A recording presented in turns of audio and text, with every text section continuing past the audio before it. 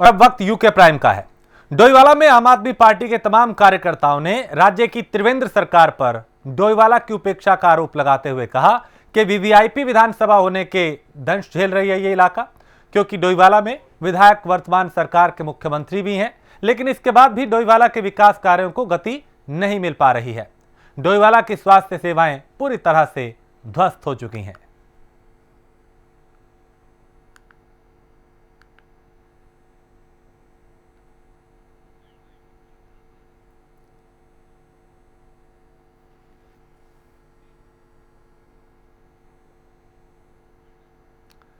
आम आदमी पार्टी यहां पे सरकार को घेरती हुई नजर आ रही है और डोईवाला के विकास को लेके, वहां की बदहाली को लेके विपक्ष जो है वो सरकार पे हमलावर है। आम आदमी पार्टी ने कहा कि यहां की ना तो स्वास्थ्य सेवाएं बेहतर है, ना ही सड़कें। हल्द्वानी वन प्रभाग के फॉरेस्ट चौकियों और एंटी पोचिंग कैंप के जीर्णोद्वार का कार्य वन विभाग ने पूरा किया है। उत्तराखंड के वन और वन्यजीवों की सुरक्षा करने के लिए अहम माने जाने वाले वन विभाग की चौकियां और एंटी पोचिंग कैंप में कर्मचारी रहते हैं, लिहाजा इस बार विशेष रूप से रिपेयरिंग के साथ वन्य जीव को अपनापन लगे, इसलिए वनों के कलर की कराई गई है। डीएफओ कुंदन कुमार का कहना है कि वन्य जीवों की सुरक्षा और कर्मचारियों को सुरक्षित रखने के लिए सभी वन चौकियां और एंटी पोचिंग कैंप को बेहतर बनाया गया है।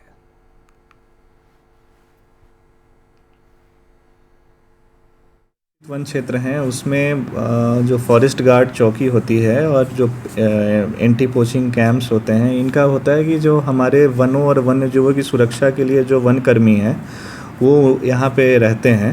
तो ये जो चौकियाँ हैं इनका मरम्मत कार्य करवाया गया है और हमने जितने भी चौकियाँ हैं उसमें कैमोफ्लेज पेंटिंग करवाई है ताकि ये वन्य जीवों के लिए जो मिनिमम डिस्ट्रैक्शन हो वो पैदा करे और जो वन कर्मी हैं वो भी अपना काम सुचारू ढंग से करे। कोरोना के चलते हुए लॉकडाउन से भले ही देश के हजारों कामगारों के हाथों से काम छूट गया हो, लेकिन पर्यावरण और जैव विविधता के लिए लॉकडाउन किसी वरदान से कम नहीं रहा। केदारनाथ वन प्रभाग की टीम ने प्रभागीय वन अधिकारी अमित कुंवर के नेतृत्व में हिमालयी क्षेत्रों की अध्ययन यात्रा की। टीम ने पाया कि पिछले साल के मुकाबले इस साल हिमालयी क्षेत्रों में लॉकडाउन का सकारात्मक असर दिखाई दिया है। उत्तराखंड का राज्य पुष्प ब्रह्म कमल बहुआयात से खिला हुआ है, जबकि खास बात यह है कि जून से सितंबर माह तक खिलने वाला ये कमल इस बार अक्टूबर महीने तक भी हिमालय क्षेत्रों में भरपूर है। केदारनाथ वन्यजीव प्रभाग के एक 5 सदस्यीय टीम द्वारा उच्च हिमालयी क्षेत्र एवं बुग्याली क्षेत्रों का अध्ययन किया गया। टीम द्वारा भ्रमण मदमहेश्वर से शुरुआत की गई। मदमहेश्वर, कासनीताल, पांडवशिरा, नंदीकुंड, बर्मा बुग्याल, मनपई बुग्याल, बंसी नारायण होते हुए भ्रमण जो है कल्पेश्वर में जाके खत्म हुआ। भ्रमण के दौरान क्लाइमेट चेंज से उच्च हिमालयी क्षेत्रों में पड़ रहे प्रभावों का अध्ययन किया गया। इसके अलावा दुर्लभ वन्यजीवों एवं वनस्पतियों के संबंध में भी जानकारी जुटाई गई। वन्यजीवों के फुटप्रिंट्स, स्कैथ के सैंपल्स हैं वो भी इकट्ठे किए गए, जिसका अध्ययन अभी प्रभाग द्वारा किया जा रहा है। इसके अलावा नंदीकुंड तथा उससे ऊपर वाले इलाकों में अत्यधिक मात्रा में ब्रह्म कमल एवं फेन कमल दिखाई दिए गए, जो एक बहुत अच्छा साइन है। डोईवाला में उत्तराखंड क्रांति दल के नेताओं ने प्रेस कॉन्फ्रेंस की और उत्तराखंड क्रांति दल के तमाम नेताओं ने शिव प्रसाद सेमवाल के नेतृत्व में पत्रकार वार्ता का आयोजन किया। डोईवाला की नदियों में अवैध खनन के साथ साथ खनन माफियाओं पर जहां राजस्व की चोरी का आरोप लगाया, वहीं शासन प्रशासन को भी जिम्मेदार बताते हुए तमाम सवाल उठाए। उत्तराखंड क्रांति दल के वरिष्ठ नेता शिव प्रसाद सेमवाल ने कहा, अवैध खनन की लगातार शिकायतों के बाद भी शासन प्रशासन कोई कार्रवाई नहीं कर रहा।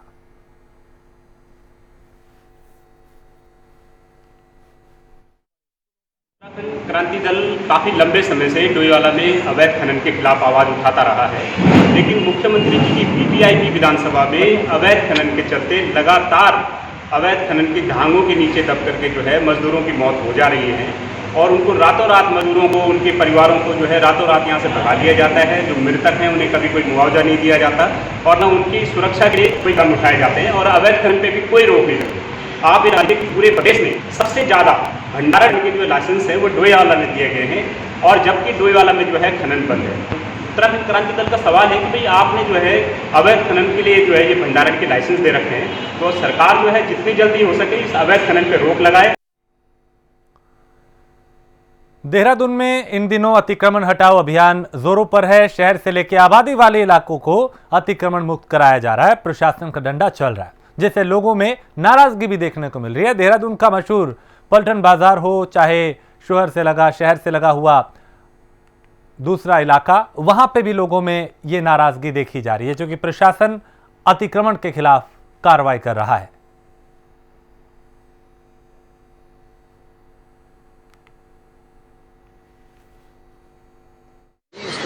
पहले तो कोरोना की वजह से व्यापार की चौपट हो रखा था। अभी बजाज बिक्री से थोड़ा इस टाइम से काम का समय था, बजाज बिक्री से ये थोड़ा काम थोड़ा देर में था तो अच्छा था, रुका नहीं चल रहा। जैसे एक जगह पे चिन्हीकरण की हुई अवैध अतिक्रमण की भूमि और संपत्ति तो नियमानुसार और जैसा कि माननीय उच्च न्यायालय ने आदेश दिया है, उसके क्रम में आज इसकी कार्रवाई हो रही है और जो अतिक्रमण है उसको ध्वस्त किया गया। वर्तमान में और 1.5 साल पहले उत्तर प्रदेश के उन्नाव जिले के शफीपुर गांव का एक किशोर घर वालों की डांट के डर से अपने घर से ट्रेन में बैठकर निकला तो नानी के घर के लिए निकला था, लेकिन गलत ट्रेन में बैठने के चलते रुड़की पहुंच गया और अपने घर का रास्ता भटक गया। लेकिन आज सोशल मीडिया के माध्यम से एक बार फिर से वो अपने परिजनों से मिल पाया है, जिससे परिजनों के चेहरों पे भी खुशी दिखाई दी और इस युवक के भी। मेरा ऑफिस के सामने ही एक कबाड़ी का ठिया था, तो उस पर कुछ बच्चे कबाड़ इकट्ठा करके उसके यहाँ बेचने आते थे। तो ये रात को लड़के भी यहीं रहते थे। तो उसके बाद लॉकडाउन में वो कबाड़ी यहाँ से चला गया। ये अकेला इधर उधर लड़का फिरता था। मैंने इससे मालूम किया, भाई तुझे क्या प्रॉब्लम है, तू कहाँ का रहने वाला है। तो इसने आके मैं यूपी उन्नाव जिला और सफ़ीपुर का रहने वाला हूँ। तो इससे मैंने संपर्क किया उनके घर वालों से मतलब गूगल्स पे ट्राई की, तो एक निशा मेडिकल वाले से संपर्क हुआ। निशा मेडिकल वालों ने बताया कि मैं तो जानता नहीं, कोई वहाँ के चेयरमैन साहब हैं, उनका नंबर दिया, उनसे संपर्क हुआ हमारा। तो उन्होंने अपने पीए को भेज के इस लड़के से मालूम किया, उन्होंने सारी बात बताई। इसने लड़के ने एड्रेस दिया, तो वो घर पे जाके उनके मम्मी पापा से बात कराई। तो हमने इनसे बात की, तो उन्होंने बोला कि हम 2 दिन बाद आगे लड़के को ले जाएंगे। सफ़ीपुर से आया था, मुहर्रम देखने गया था, तो डर के मारे गाड़ी से भागी आया था। क्या डर था इसको? डर ये था, तो हमने ये कहा था भैया जल्दी रात में रुकना ना और भागी आना, और ये रात पूरा टिक गया। तो डर के मारे यो गया नानी के यहाँ नहीं गया, लड़की भागी आया। कैसे पता लगा आप लोगों को? हमको पता यहाँ से मिला, हमारे भैया की फ़ोटो गई इंटरनेट पर, तो हमने फ़ोटो पहचाना। तो हमने फ़ोटो से भैया का नंबर गया, हमने फ़ोन किया, तो भैया बतान कि सही पता है, वो तुम्हारा बच्चा हो तो ले जाओ। 2 दिन पहले हरिद्वार के शिवालिक नगर में हुए दोहरे हत्याकांड में पुलिस के हाथ अब भी खाली हैं। आज उत्तराखंड के DG law and order Ashok Kumar Haridwar पहुंचे और शिवारी नगर क्षेत्र पहुंचकर घटना स्थल का जायजा लिया। इसके अलावा आसपास क्या हालात थे और किस तरीके से जांच की जा रही है, उसकी भी उन्होंने फीडबैक लिया। हरिद्वार एसएसपी समेत तमाम पुलिस अधिकारी वहां पे मौजूद रहे।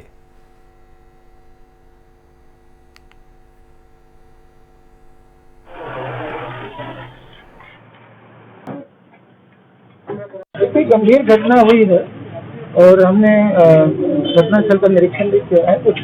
कुछ हमारे अभी तक विवेचना थोड़ी आगे बढ़ी है, किंतु अभी कोई कंक्रीट क्लू नहीं मिले वर्कआउट के दिशा में। मुझे उम्मीद है कि जरूर हम इसको वर्कआउट करने में सफल होंगे। हमें किसानों की टीमें लगाई हैं, हमने भी एसटीएफ की टीम लगाई है और भी स्पेशल टीम बुलाई है देहरादून से। तो हमारा प्रयास रहेगा कि केस वर्कआउट। उसके अतिरिक्त हमने ये भी कहा है कि जो शिवालिक नगर है, हम काफी समय सूचना रहते हैं, तो इनके लिए एक विशेष सुरक्षा योजना आपके नागरिकों के साथ मिल करके एसएसपी के साथ एक बैठक करेंगे, अलग से सुरक्षा प्लान तैयार। नगर पंचायत दिनेशपुर के सभागार में एक सम्मेलन का आयोजन किया गया। पत्रकार संगठन का ये पहला कार्यक्रम था, जिसमें संगठन से जुड़े सभी पत्रकारों ने इस कार्यक्रम में गर्मजोशी से शिरकत की। कार्यक्रम का संचालन डॉक्टर अभिजीत मंडल ने किया और दिनेशपुर नगर पंचायत परिसर में आयोजित प्रदेश स्तरीय एनयूजे के सम्मेलन के दौरान प्रदेश अध्यक्ष त्रिलोक चंद्र भट्ट ने कहा कि नेशनलिस्ट यूनियन ऑफ जर्नलिस्ट प्रदेश में 8 साल का कार्यकाल सफलतापूर्वक संपन्न कर रहा है।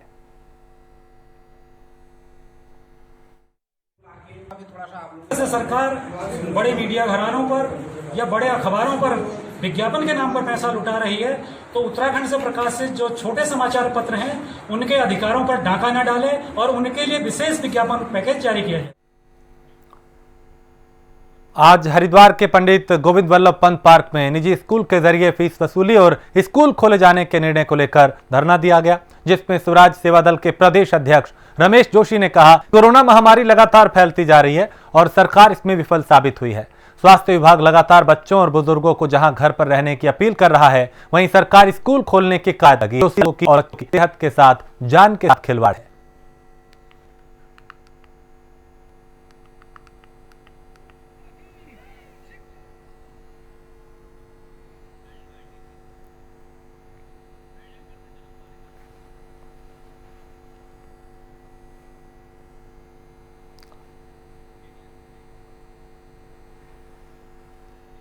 और मसूरी के किराड़ी मोटर मार्ग पर लगातार हो रहे हादसों के बावजूद प्रशासन इस तरफ कोई ध्यान नहीं दे रहा, जिसका खामियाजा आए दिन लोगों को अपनी जान देकर भुगतना पड़ रहा है। कल भी इस मार्ग पर बड़ा हादसा हुआ था, जिसमें 2 लोगों की मौत हुई थी, जबकि 3 लोग घायल हुए थे। प्रशासन बार बार इस मार्ग को बेहतर करने की बात करता है, लेकिन प्रशासन ने अब तक इस मामले पर कोई कार्रवाई नहीं की, जिससे लोगों में भारी आक्रोश है, गुस्सा है। क्योंकि आए दिन यहां पे हादसा हो रहा है, लोगों की जान जा रही है, लोग घायल हो रहे हैं। कई दफा शिकायत की गई, लेकिन कहीं कोई सुनवाई नहीं। नतीजा, कल भी एक हादसा हुआ जिसमें 2 लोगों की मौत हुई थी, आज भी एक हादसा हुआ जिसमें एक कार नीचे जा गिरी। और इस तरह के हादसे आए दिन हो रहे हैं। जरा से यहां पे लापरवाही जो है वो भारी पड़ जाती है, या यूं कहें कि सतर्कता से भी चलना कई दफा भारी पड़ा है।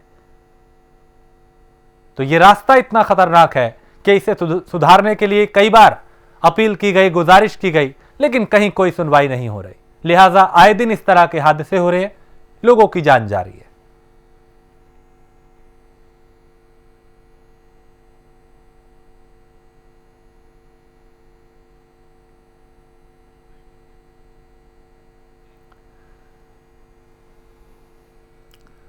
और 2021 कुंभ मेले में अब गंगा में सिक्के निकालने वाले गोताखोरों का भी रोजगार मिलेगा उन्हें। स्नान के दौरान गंगा में डूबने वाले श्रद्धालुओं को बचाने के लिए इन गोताखोरों का एक विशेष दल बनाया जाएगा, जिनकी गंगा किनारे घाटों पर तैनाती की जाएगी।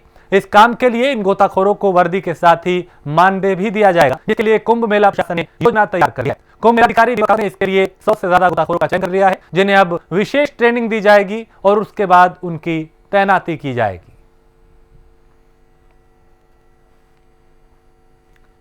तो कुंभ में विशेष तौर पे चूंकि बड़ी संख्या में श्रद्धालु यहां पहुंचेंगे और जानमाल का नुकसान ना हो, किसी के साथ कोई अप्रिय घटना ना हो, उसको लेके इन्हें विशेष ट्रेनिंग दी जाएगी, घाटों पे तैनात किया जाएगा।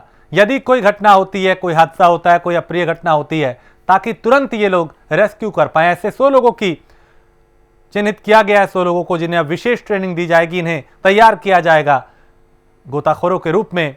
और चूंकि ये अभी यहीं पे होते हैं और सिक्के तलाशने का काम करते हैं, नारियल ढूंढने का काम करते हैं, लेकिन अब इन्हें इनकी तैनाती की जाएगी, प्रॉपर ड्रेस दी जाएगी, इसके लिए मानदेय भी दिया जाएगा और विशेष ट्रेनिंग दी जाएगी।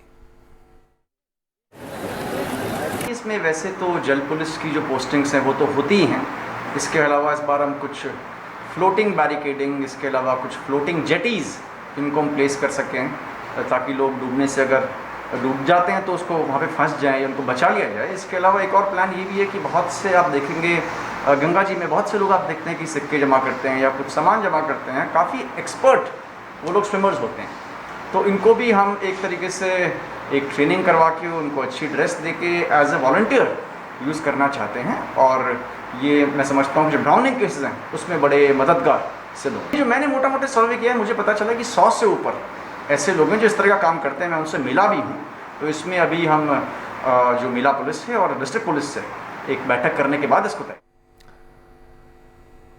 और उत्तराखंड को क्रिकेट की मान्यता मिलने के बाद अब यहां क्रिकेट प्रेमी क्रिकेटरों में खुशी देखने को मिल रही है, लेकिन कोरोना काल के चलते क्रिकेट प्रेमी मैदान पर नहीं जा सके, जिसका उन्हें मलाल है। इसी बीच बीसीसीआई के प्रदेश अध्यक्ष महिमा वर्मा हरिद्वार के ज्वालापुर इंटर कॉलेज पहुंचे, जहां उन्होंने क्रिकेट अकेडमी का शुभारंभ किया। उन्होंने कहा कि अब देश में क्रिकेट की शुरुआत हो चुकी है, सोशल डिस्टेंस के साथ सैनिटाइजर मास्क के सहारे क्रिकेट खेला जा सकता है और इसे देखा भी जा सकता है। इस दौरान कई लोग यहां पे मौजूद थे। तो चूंकि कोरोना के चलते हर क्षेत्र में इसका प्रभाव पड़ा, खेल भी इससे अछूते नहीं, खेलों पे भी इसका खासा असर देखा गया। चूंकि आईपीएल भी हो रहे हैं तो वहां पे स्टेडियम में दर्शक नहीं है, लेकिन कई तरह के बदलावों के साथ खेला जा रहा है। तो हरिद्वार में इस एकेडमी का शुभारंभ किया गया, जिसमें प्रॉपर सावधानी के साथ क्रिकेटर यहां पे पहुंच रहे हैं। वो बच्चे जिनके सपने हैं खेल को लेकर, वो यहां पे अपनी तैयारी कर रहे हैं।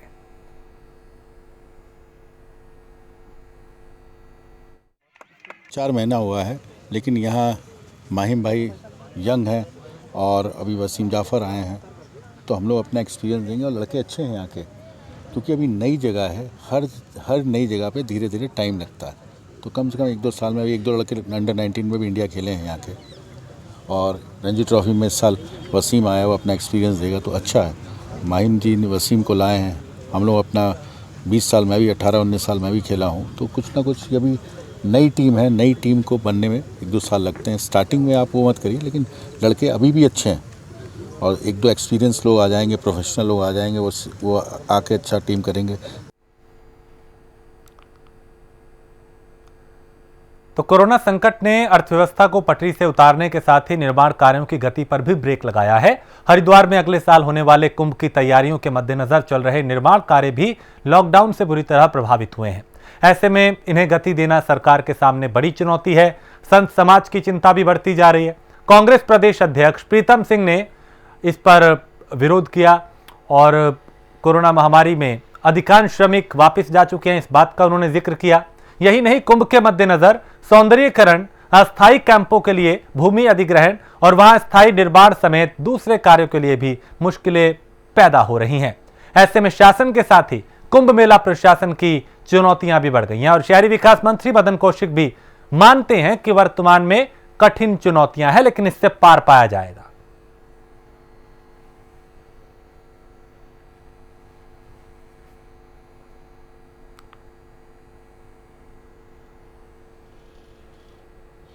तो कोरोना का असर यहां पे विकास कार्यों पे भी दिखाई दिया और उसका नतीजा यह है कि अब जो कार्य होने थे वो काफी धीमी गति से हो रहे हैं। अब उन्हें रफ्तार देने का काम किया जा रहा है। लालकुआं में कांग्रेस एससी विभाग के जिला अध्यक्ष इंद्रपाल आर्य ने प्रदेश सरकार पर जमकर हमला बोला और कहा कि बीजेपी सरकार में कानून व्यवस्था पूरी तरह चरमरा गई है। पुलिस अपराध पर लगाम लगाने में नाकाम है, जिससे अपराधियों के हौसले बढ़ चुके हैं। उन्होंने उधम सिंह नगर के रुद्रपुर में हुई घटना पर दुख व्यक्त करते हुए प्रदेश की कानून व्यवस्था को सवालों के कटघरे में खड़ा कर दिया और कहा कि 2022 के विधानसभा चुनाव में कांग्रेस सत्ता में वापसी करेगी।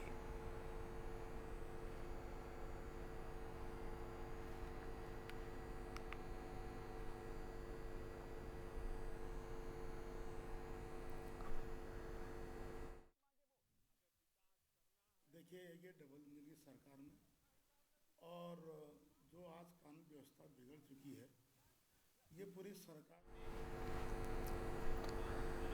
उत्तराखंड के पहाड़ी हिस्सों में जंगली जानवरों का आतंक कम होने का नाम नहीं ले रहा। जंगली जानवर जंगलों को छोड़ आवासीय बस्ती में दस्तक देने लगे हैं, जिससे ग्रामीणों में खौफ है। केदारनाथ वन प्रभाग के धनपुर रेंज के कोहली गांव में जंगल गए एक व्यक्ति को भालू ने बुरी तरह घायल कर दिया, जिससे ग्रामीण दहशत में हैं और लोगों का घरों से बाहर निकलना भी अब मुश्किल हो चुका है। उन्हें डर है, क्योंकि यहां आए दिन जंगली जानवर दिखाई देते हैं। अब एक शख्स को भालू ने शिकार बनाया।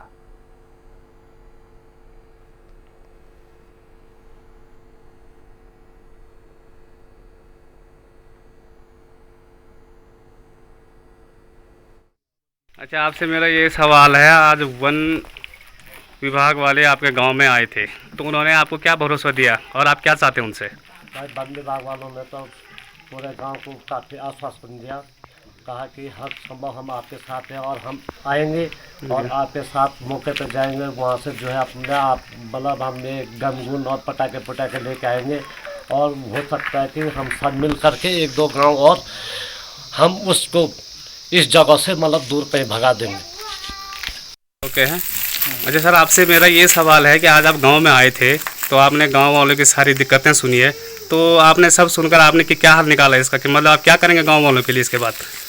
जो 11 तारीख को जो यहाँ पे घटना हो गई थी, भालू ने एक आदमी को घायल किया था। सबसे पहले तो हमने उनको जो है अस्पताल पहुँचाया और हमारे माननीय जो DFO अमित कंवर साहब हैं, उनकी सहायता से हमने उनको जो है अग्रिम जो सहायता राशि है वो पहुँचा दी है। उसके बाद तुरंत ही इस काम निपटा के मैं आज गांव में घटनास्थल पे पहुंचा हूं और लोगों की जो शिकायतें वो सुनी है। रुड़की के मंगलोर सीओ ने आज भगवानपुर थाने का निरीक्षण किया, जहां अभय कुमार ने थाने के अभिलेखों उच्च अधिकारियों के जरिए दिए गए निर्देशों और असलह का आकलन किया। इस मौके पर सीओ मंगलोर अभय कुमार ने बताया कि अलग अलग राजपत्रित अधिकारियों द्वारा थानों का निरीक्षण किया जाता है। इसी क्रम में आज थाने का निरीक्षण किया गया।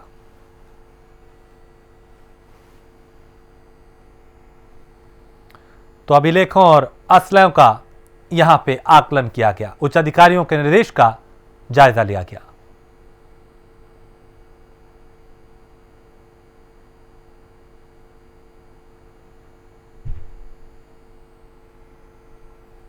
और इस तरीके का निरीक्षण जो है वो वक्त वक्त पे होता रहा है, ताकि नजर रखी जा सके कि किस तरीके से रखरखाव हो रहा है असलह का, और कहीं पे कोई लापरवाही तो नहीं, कोई अनियमितता तो नहीं, कोई बड़ी, इन तमाम चीजों को पर जाता है।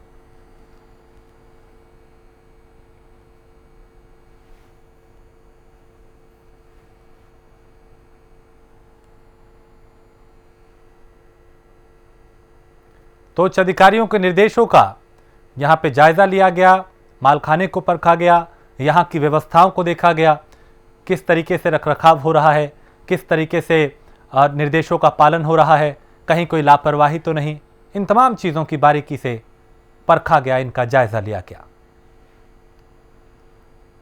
और इसी के साथ इस बुलेटिन में इतना ही। देश प्रदेश की बाकी खबरों के लिए आप देखते रहिए प्राइम न्यूज़।